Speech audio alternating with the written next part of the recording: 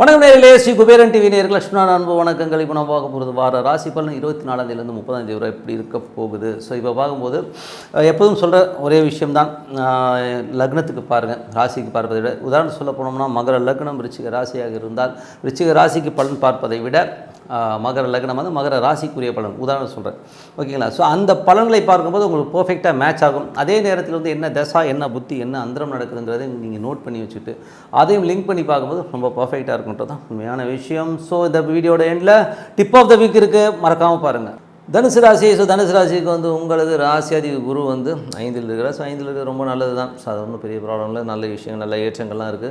பெரிய ஒரு பதவிகள் கிடைப்பதற்கான வாய்ப்பு, பதவியில் உயர்வு கிடைப்பதற்கான வாய்ப்பு ரொம்ப சிறப்பாக இருக்குது. யாருக்கு நடக்கணும்? தனுசு லக்னமாக இருந்து குரு திசை புத்தி அந்த நடக்கணும், கண்டிப்பாக ஒரு பெரிய பதவி புகழ்கள் கிடைக்கிறதுக்கான வாய்ப்பும் ரொம்ப நல்லா இருக்குது. வெளிநாட்டில் இருக்கிறவங்களுக்கு வந்து ஒரு பதவி உயர்வு, பெரிய வருமானங்கள் கிடைப்பது, அரசாங்க சலுகைகள் கிடைப்பதற்கான வாய்ப்பும் ரொம்ப சிறப்பாக இருக்குது.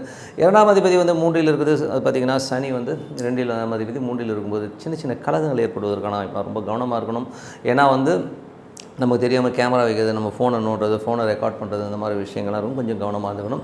அதனால் வந்து யாராருக்கெல்லாம் வந்து தனுசு லக்னமாக இருந்து சனி திசை புத்தி அந்தரம் நடக்குதோ அவங்க கொஞ்சம் கவனமாக இருக்க வேண்டியது ரொம்ப விஷயங்கள். 4ஆம் அதிபதி 5ல் இருக்கும்போது தாயார் சார்ந்த விஷயங்கள் நல்ல சிறப்பாக இருக்கும். தாயாருடைய நாள் நல்ல நன்மைகள், நல்ல ஒரு பொருளாதார ரீதியில் வந்து உயர்வதற்கான வாய்ப்புலாம் ரொம்ப சிறப்பாக இருக்குது.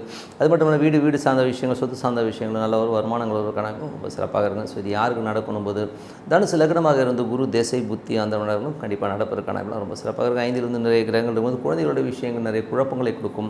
பூர்வீகம் சம்பந்தமான விஷயங்கள் நிறைய சின்ன சின்ன குழப்பங்கள் வந்து போகிறதுக்கான கொஞ்சம் வந்து இந்த டைமில் அதை பற்றி நினைக்காம கொஞ்சம் பிளைண்டாக விட்டுருங்க.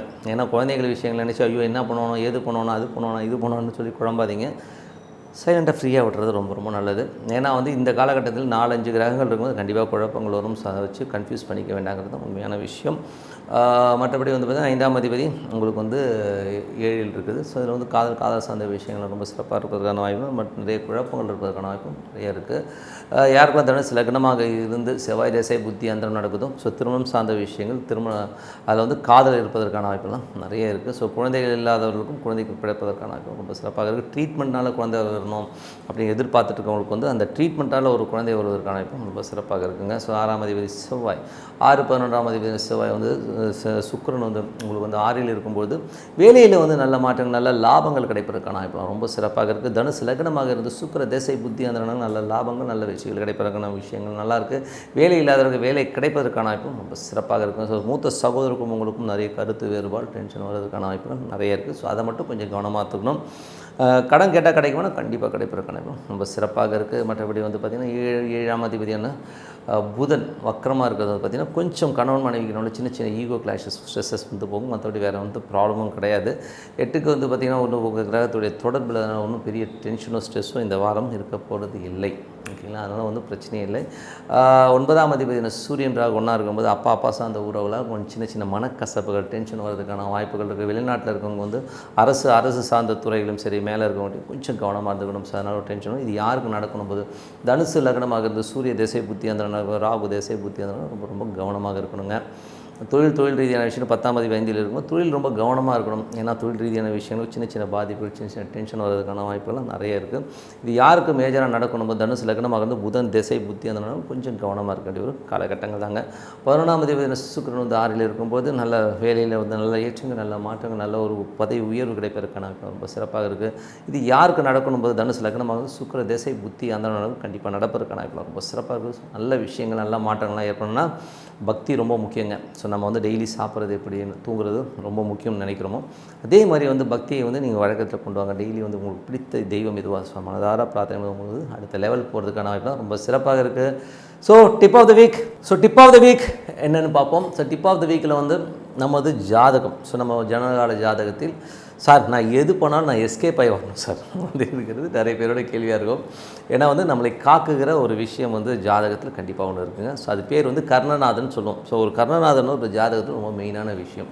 அந்த கர்ணநாதனை நம்ம வந்து பிடிச்சிட்டோம்னு வைங்களேன், அதுக்கப்புறம் வந்து நமக்கு வந்து லைஃப்பில் வந்து எப்பேற்பட்ட ஒரு மோசமான திசை இருந்தாலும் சரி, மோசமான ஒரு காலகட்டத்தில் நம்ம இருந்தாலும் நம்மை காப்பாற்றி நம்மளை வந்து ஒரு செக்யூரிட்டி ஃபோர்ஸாக இருந்து காப்பாற்றுற விஷயம் வந்து கர்ணநாதன். அது வந்து நம்ம வந்து மனதார வந்து பிரார்த்தனை பண்ணும்போது இந்த கர்ணநாதன்கிற ஒரு விஷயம் சிறப்பாக வேலை செய்யுங்க. ஸோ அதனால் வந்து உங்கள் ஜாதகத்தில் கர்ணநாதன் எப்போ வருதோ ஸோ அதை வச்சு பேஸ் பண்ணி தான் நீங்கள் விஷயங்கள் பண்ணும்போது ரொம்ப அற்புதமான விஷயங்கள்லாம் நடக்கும்.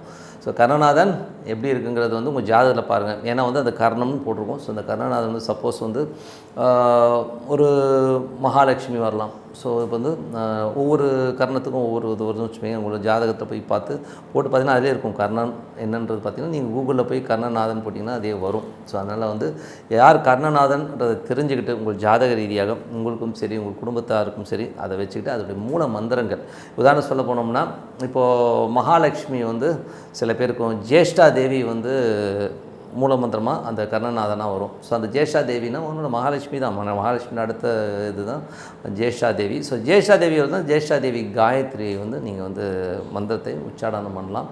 அது வந்து டெய்லி வந்து ஒரு 100 முறையோ இல்லை ஒரு அட்லீஸ்ட் ஒரு 6 முறையோ சொல்லிட்டு வாங்க. முக்கியமான ஒரு விஷயங்கள் போகும்போது ஒரு கையெழுத்து போடுறோம் ஒரு அக்ரிமெண்ட்டில். ஸோ அந்த மாதிரி இருக்கும்போது அதை ஜபம் பண்ணும்போது அற்புதமான பலன்கள்லாம் கிடைக்கும். நமக்கு சுற்றி வந்து ஒரு செக்யூரிட்டி ஃபோர்ஸ் மாதிரி இது ஒர்க் பண்ணுங்க. ஸோ கண்டிப்பாக கர்ணநாதங்கிறது வந்து வாழ்க்கையில் வந்து எல்லாருமே கடைபிடிக்கணும். ஸோ முக்கியமான விஷயம் ஒரு பிரயாணம் போகிறோம்னா கூட கர்ணநாதன் நினச்சி அந்த மந்திரத்தை ஒரு 6 முறை சொல்லிட்டு போகும்போது அற்புதமான பலன்கள். நம்ம எங்கே போனாலும் வந்து நம்மளை வந்து அப்படியே அலைக்காக நம்மளை வந்து ஒரு செக்யூரிட்டியாக கொண்டு போகிற விஷயங்களும் கண்டிப்பாக நடக்குங்க. ஸோ நல்ல விஷயங்கள் நல்ல மாற்றங்கள்லாம் கர்ணநாதனை ஃபாலோ பண்ணுங்கள். ஸோ சிறப்பான வாரமாக இந்த வாரம் மட்டும் இல்லை வருகின்ற எல்லா வாரமாக அமையணும்னு சொல்லிட்டு உங்களது விடைபெறுவது உங்கள் லக்ஷ்மி நாராயணன். நன்றி, வணக்கம்.